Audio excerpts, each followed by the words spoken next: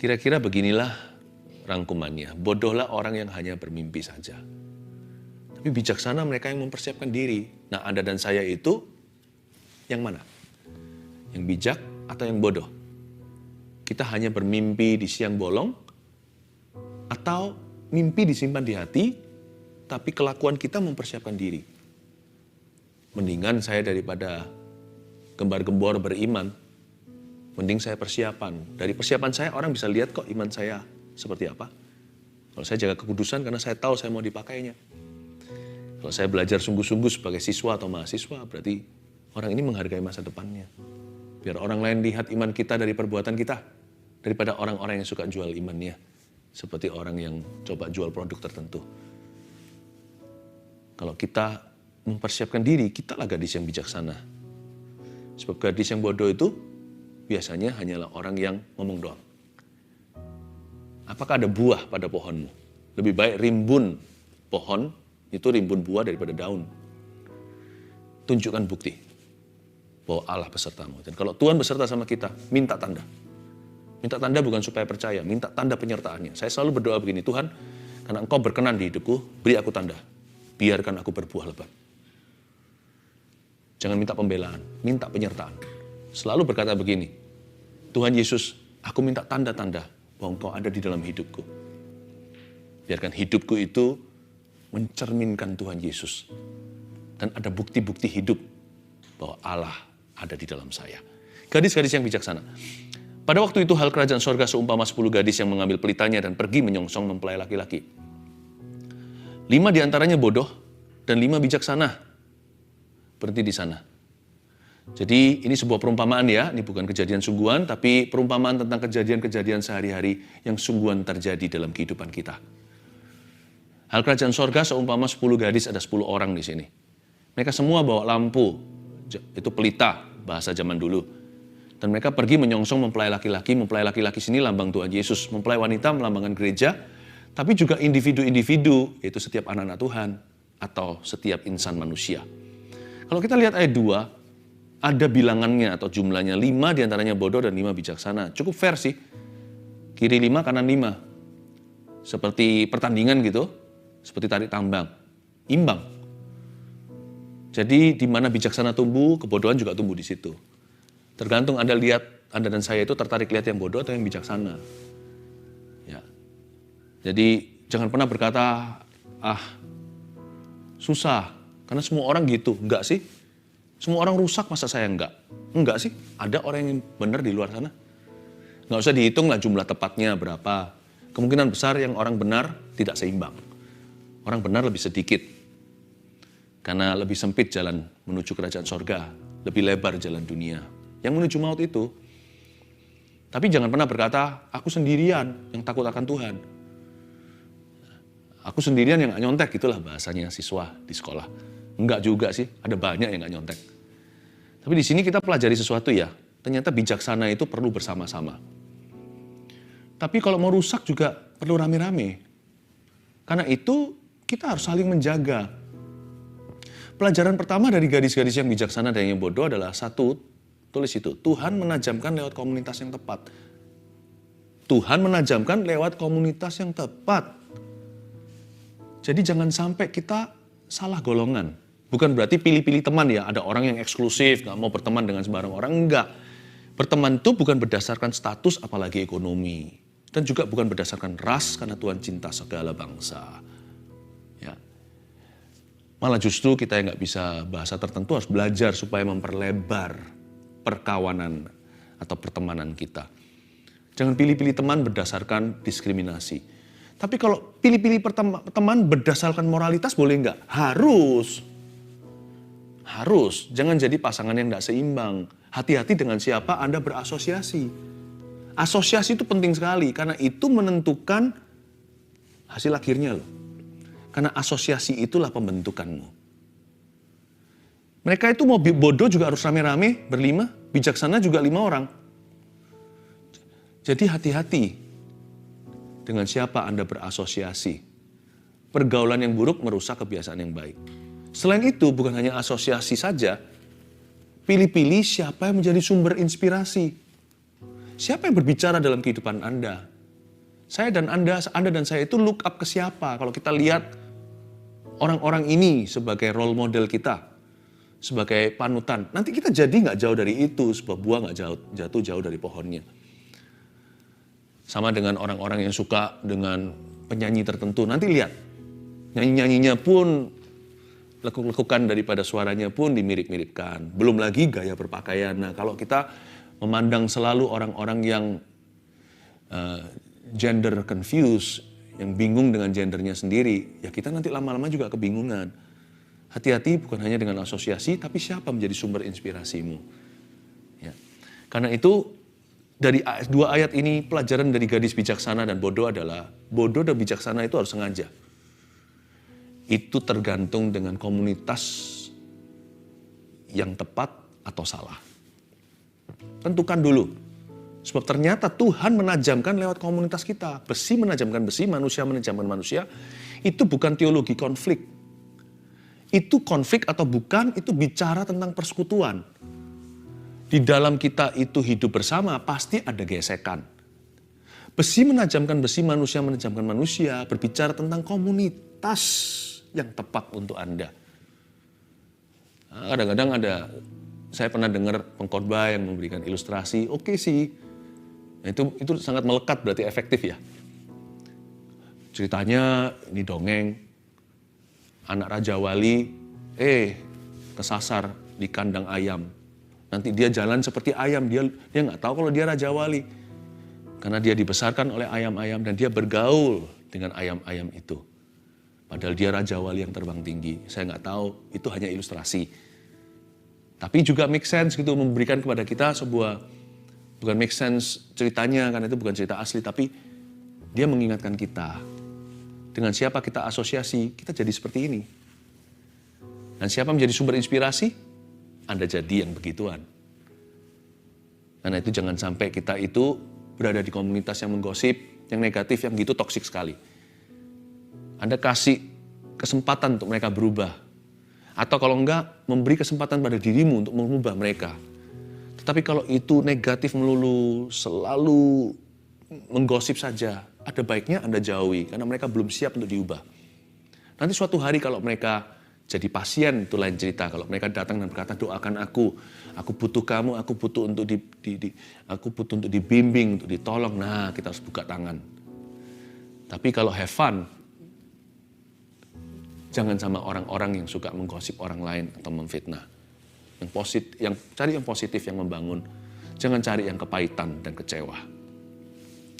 Yang ketiga, ayat 3. Gadis-gadis yang bodoh itu membawa pelitanya, tapi tidak membawa minyak. Sedangkan gadis-gadis yang bijaksana itu membawa pelitanya dan juga minyak-minyak dalam buli mereka. Ayat 4, perhatikan apa yang mereka bawa ya. Gadis yang bijaksana bawa pelita alias bawa lampu. Tapi juga bawa banyak bensinnya. Dia bawa bensin atau bawa minyak dalam buli-buli itu. Tetapi karena mempelai itu lama nggak datang juga, mengantuklah mereka semua lalu tertidur. Kalau Anda lihat perbedaan bodoh dan bijaksana sama-sama bawa pelita. Yang membuat kelompok A dan kelompok B berbeda adalah minyak dalam bulinya. Mobil sama-sama punya, tapi yang satu cek bensinnya sebelum naik gunung tinggi. Sebelum tidak ada pompa bensin di situ. Dia cek dulu, itu sudah penuh, minimal cukup untuk sampai ke situ, PP pulang pergi. Tapi gadis-gadis yang bodoh, peduli amat, acuh tak acuh. Pokoknya saya bawa pelita, cukup enggak saya nggak pikirkan. Yang penting pokoknya berangan-angan. Asik, saya mau pesta, bentar lagi mempelai laki-laki tiba. Wah, nanti makanannya pasti mahal-mahal, buffet lagi, all you can eat. Dia mikirnya sudah berangan-angan ke situ. Itu sudah ke sana pikirannya. Boleh sih, itu namanya bermimpi. Tapi kalau mimpi tanpa persiapan, itu namanya hanya berangan-angan. Dan Tuhan tidak pernah memberkati angan-angan kita. Karena itu dari cerita gadis yang bijaksana dan yang bodoh ini, kita diajari untuk mempersiapkan hidup ini dengan seksama. Perhatikan poin kedua, Tuhan memberkati persiapan, bukan mimpi kita. Setiap kita pasti punya mimpi. Semua orang pasti punya mimpi. Orang gila pun punya mimpi. Justru karena mimpinya tidak kecapaian, ya kita tidak bisa menghakimi apa yang terjadi, karena kita tidak tahu semua orang. Karena mungkin gara-gara satu dua hal, orang itu akhirnya stres sekali, bahkan ada yang kehilangan kewarasan. Kita perlu tolong orang-orang demikian, kita doakan, minta mujizat Tuhan. Tapi ternyata dari situ kita ketahui bahwa setiap orang itu punya mimpi. Mimpi paling tidak, mimpi apa? Paling tidak semua orang bermimpi hidupnya bahagia, senang, punya banyak teman, populer. Mimpi bisa salah, tetap mimpi juga. Ada yang mimpinya mau jadi orang terkaya, enak gak usah kerja, nikmati hidup selama-lamanya.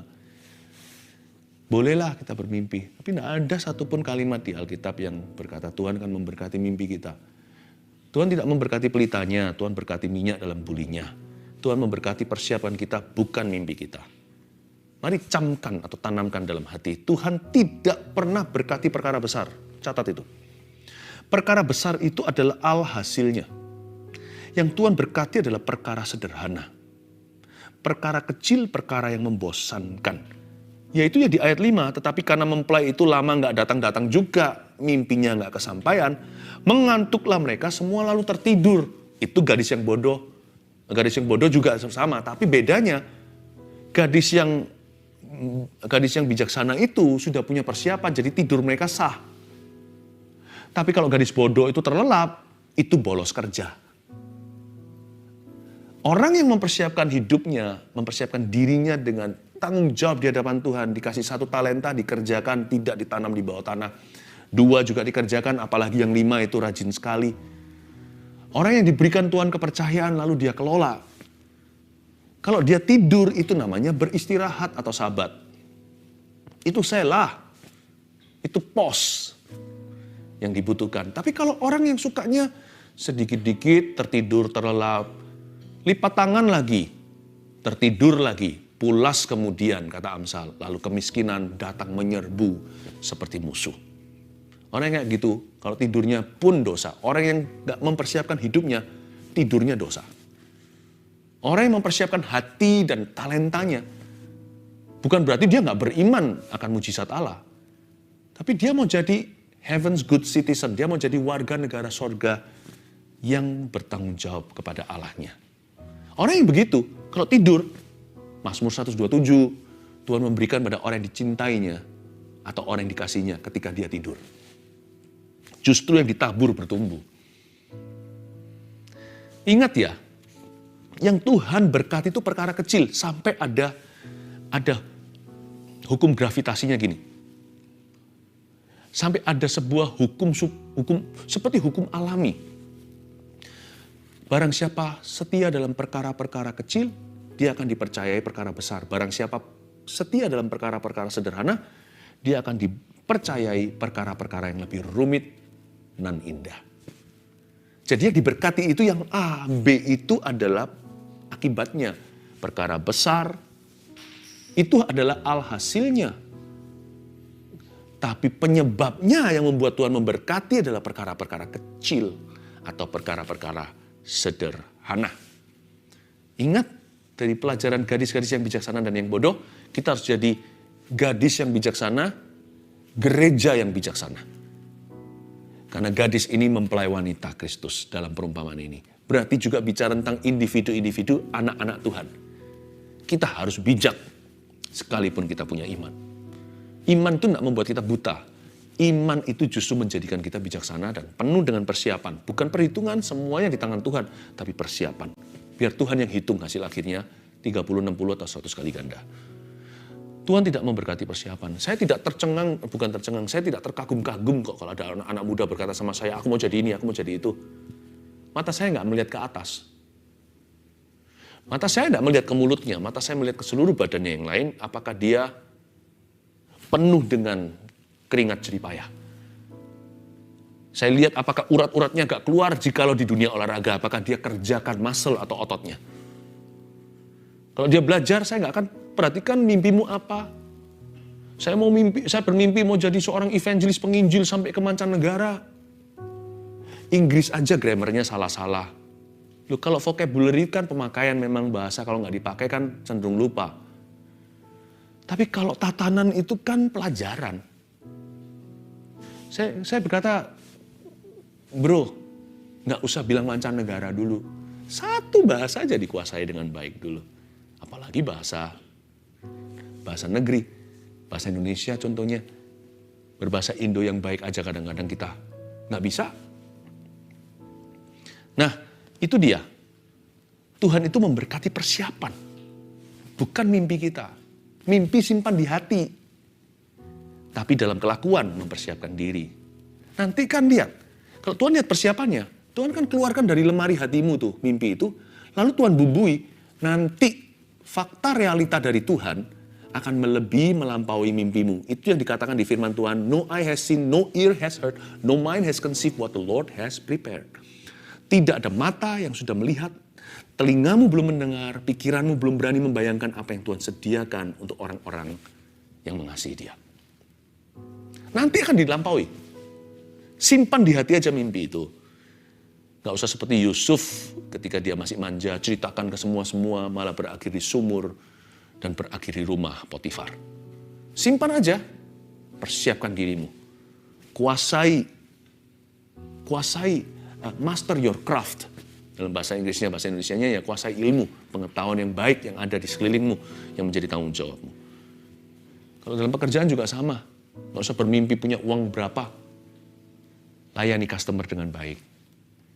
Anggap setiap orang itu VIP-mu, bukan karena uang atau keuntungan. Tapi karena Anda punya prinsip dari Tuhan. Menghargai setiap orang. After sales service-nya diperhatikan bukan hanya asal ada deal, ada transaksi. Tapi kita harus menjaga hubungan. Karena Tuhan punya kerajaan itu the kingdom of people, juga not only the kingdom of God. Kita diajari perintah Allah kedua itu mengasihi sesama kok.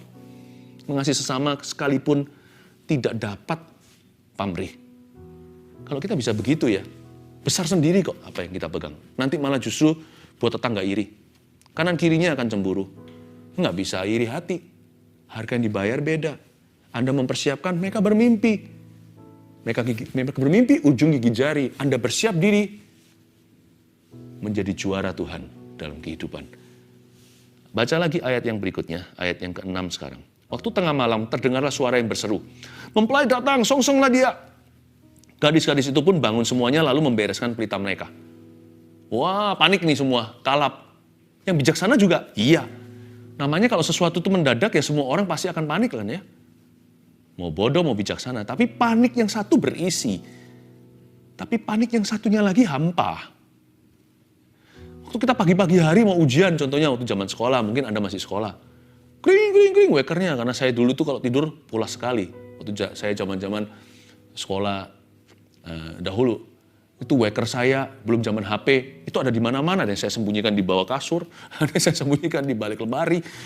Saya punya 5 kalau nggak salah, memastikan kalau saya pasti harus bangun karena hari itu ujian. Saya masih ingat waktu itu saya sekolah SMP di Singapura. Wah, karena saya kalau tidur susah bangun zaman dulu, sekarang gampang. Wah, bangun tidur. Bedanya hari ketika kita siap untuk ujian adalah kita bangunnya kalah panik. Langsung mandi, langsung lari, kejar bus waktu itu. Tapi saya looking forward. Saya sudah menyongsong ujian itu, tidak sabar menyelesaikan supaya selesai, saya bisa mainan. Tapi orang yang bangunnya itu hampa. Mati aku belum siap. Aku belum menguasai pelajaran. Itu beda. Panik sama. Tapi yang satu ketakutan. Nah itulah bedanya gadis bodoh dan bijaksana di ayat yang 7 itu. Ayat 8. Gadis yang bodoh berkata kepada gadis yang bijaksana, berikanlah kami sedikit dari minyakmu itu sebab pelita kami hampir padam. Tetapi jawab gadis-gadis yang bijaksana itu, tidak, nanti tidak cukup untuk kami dan untuk kamu. Lebih baik kamu pergi kepada penjual minyak dan beli di situ. Gadis yang bodoh bukannya pelit, tidak mau berbagi. Ini bukan soal berbagi. Di ayat 9 ini sudah masalah ujian. Kalau berbagi malah justru memberikan contekan. Ada waktunya setiap kita akan dipanggil nomornya oleh Tuhan, bukan kematian. Tapi ujian kehidupan ini ada yang lulus, ada yang enggak. Setiap kita pasti akan dipanggil nomornya. Dan saat itu masing-masing orang untuk dirinya sendiri tidak bisa titip doa. Ketika Allah memanggilmu dan meminta pertanggungjawaban atas hidupmu, Anda tidak bisa berkata, Mama tolong saya. Atau pendeta, bahkan Pastor Philip, ya, doakan aku. Ada saatnya Setiap kita harus berdiri sendiri mempertanggungjawabkan di hadapan Tuhan. Bukan soal kematian saja. Di hidup ini dari waktu ke waktu, kairos demikian akan datang atau waktu ilahi itu. Kalau kita memberi tahu berdasar belas kasihan malah salah di hadapan Tuhan. Dan mereka minta pinjaman nggak jadi. Nggak bisa dapat kan? Udah telat nih, ayat 10. Akan tetapi waktu mereka sedang pergi untuk membelinya, mereka baru persiapan kemudian. Datanglah mempelai itu dan mereka yang telah siap sedia masuk bersama dengan dia ke ruang perjamuan kawin. Lalu pintu ditutup. Bunyi pintu ditutup, tutup gimana? Bleng. Ya kan? Bleng. Gitu ya. Des. Nggak tahu gimana. Bunyi pintu, tutup pintu itu gimana? Bleng gitu ya. Kalau bunyi pintu rohani atau pintu rancangan Allah ditutup itu bunyinya bukan bleng gitu, bukan. Coba dengarkan, bunyinya gini. Too late. Bukan bleng, tapi too late. Terlambat. Itulah bedanya pintu jasmani dan pintu rohani. Kalau ditutup bunyinya terlambat sudah. Kemudian datang juga gadis-gadis yang lain itu dan berkata, Tuhan, Tuhan, bukakanlah kami pintu. Tetapi ia menjawab, aku berkata kepadamu, sesungguhnya aku tidak mengenal kamu. Ayat 13, karena itu berjaga-jagalah sebab kamu tidak tahu. Ulangi lagi, sebab kamu tidak tahu. Itulah alasan berjaga-jaga. Saya ulangi lagi, sebab kamu tidak tahu akan hari maupun akan saatnya. Poin terakhir. Pelajaran dari gadis yang bijaksana dan yang bodoh adalah Tuhan mempunyai waktu untuk segala sesuatu. Gini loh. Untuk segala sesuatu itu ada waktunya, semua indah pada waktunya, indah ya kalimat itu. Tapi yang sisi satunya, itu blind spotnya, kalimat semua indah pada waktunya itu adalah kalau orang tidak ada di waktu Allah, dan dia tidak melakukan kehendak Allah di waktunya, kalimat itu adalah kutukan. Semua indah pada waktunya bagi orang yang berada dalam waktu Allah. Yang tidak berada dalam waktu Allah, bunyinya begini. Celakalah orang itu karena sudah terlambat waktunya. Koin kan ada dua sisi. Setiap kali kalimat indah seperti itu kita harus tahu di ujung satu di sisi satunya lagi dari koin itu adalah konsekuensi. Saya mau berada di sisi firman sih. Semuanya indah pada waktu Tuhan. Saya nggak mau berada di sisi sebelah situ ketika semuanya terlambat sudah. Karena Tuhan itu mempunyai waktu untuk segala sesuatu. Tapi tantangannya di sini. Dari ayat 13 kita ketahui ada sebuah prinsip rohani yang bunyinya begini. Karena itu berjaga-jagalah. Kenapa jaga-jaga? Sebab kamu tidak tahu. Wah, nggak ada pendeta, nggak ada seorang pun di antara kita termasuk hamba Tuhan yang paling diurapi pun yang tahu. Akan hari maupun akan saatnya. Bukan hanya tentang kedatangan Tuhan. Itu iya. Jangan coba ditebak, jangan coba dirumuskan. Pokoknya tiap hari Tuhan bisa saja datang hari ini. Pokoknya tiap hari kalau sudah selesai matahari terbenam hari ini, berarti Tuhan punya kedatangan sudah semakin dekat, nggak semakin jauh. Tapi ayat ini juga bicara tentang musim kehidupan. Berjaga dan waspada bukan hanya kedatangan Tuhan, tapi juga segala sesuatu yang ada di dalam waktunya dan hanya indah pada waktunya. Karena itu berjaga-jagalah sebab kamu tidak tahu akan hari maupun akan saatnya. Ini prinsip rohaninya. Tuhan memang punya waktu untuk segala sesuatu. Dan kita tidak akan pernah diizinkan tahu hari dan tanggal atau tanggal kadaluarsanya. Kita tidak akan pernah tahu, kita hanya tahu bahwa kita harus injili teman kita. Tapi kita tidak pernah bisa sure, punya kepastian kapan terakhir kali kita bisa melakukan itu. Baik dari sisi dia yang diinjili contohnya, atau kita yang menginjili. Kita tidak pernah tahu hari esok kita. Apalagi kalau itu orang tua kita sendiri. Kita tidak pernah tahu. Mau doa gimana pun juga, tidak akan pernah diizinkan tahu harinya, atau bahkan jamnya, bukan hanya tanggalnya, tapi jam kadaluarsa sebuah kesempatan ilahi di hidup ini. Meskipun kita tidak mati besok. Tapi kalau Tuhan suruh kita, contohnya tadi, injili seorang, Tuhan yang paling tahu mungkin hari itu hatinya gembur. Besok dia akan dirusak oleh iblis. dan semakin keras hingga akhir hayatnya. Meskipun nggak mati besok hari, kita nggak tahu kapan terakhir kali Allah bekerja dalam hati seseorang. We cannot take for granted, tidak boleh meremehkan dan menganggap enteng hal-hal seperti itu. Yang paling kita bisa alami adalah di akhir dari satu episode rancangan Allah, hanya ada 2 respon yang menunggu. Orang yang taat pada waktunya akan berakhir bunyinya begini, oh haleluya.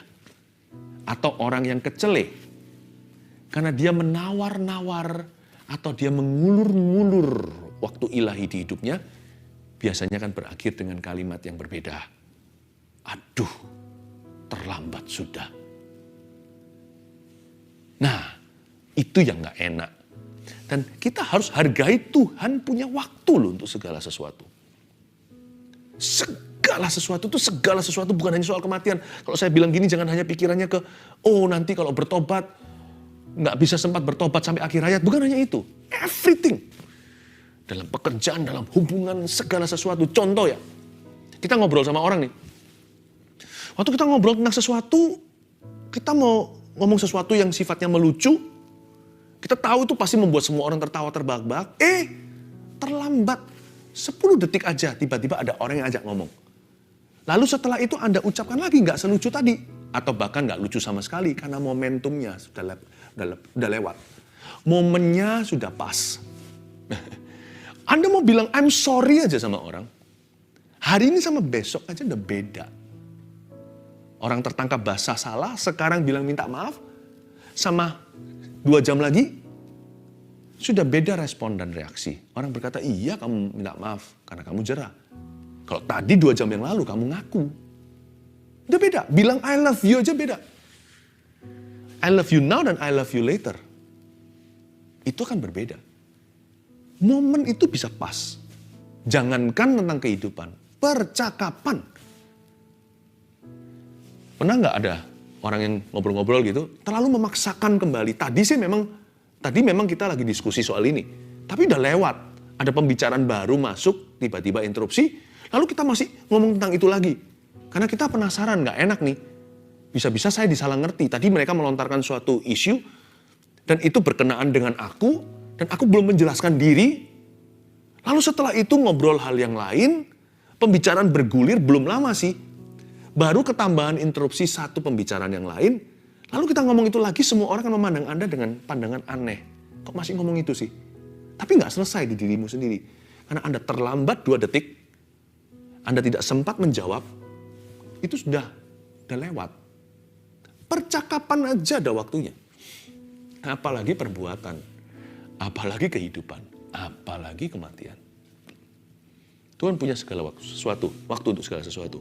Dan gadis-gadis bodoh ini jerah sekali tapi percuma. Dia berkata, aduh, andai kata tadi itu masih ada setengah jam, aku berbuat sesuatu. Sekarang kan aku tidak berakhir di luar, di mana ada kertakan gigi, dan aku merengek-rengek minta dibukakan pintu. Tadi loh, dia nice sekali. Sekarang kok aku nggak diterima. Sekarang kok aku jadi seperti orang lain sama dia. Andai tahu begini, saya tidak akan selingkuh. Beberapa suami berkata demikian atau istri. Tadi kami mesra sekali. Begitu tinggi posisiku di hati mereka. Sekarang kayak orang tidak kenal. Kayak musuh, semua berantakan. Aduh Esau, oh Esau. Demi hawa nafsu dan nafsu rendahmu kau jual hak sulungmu. Demi apa? Semangkuk kacang merah. Oh, now I long for yesterday, seperti lagu pop itu. I long for yesterday, I made a mistake. Aku membuat sebuah kesalahan. Aku berangan-angan, andai kata ada mesin waktu, aku bisa kembali ke kemarin dulu. Nggak bisa. Untuk segala sesuatu ada waktunya. What's past is past. Udah lewat ya lewat. Karena itu sekarang Anda berada di waktu ini. Jangan sia-siakan ya.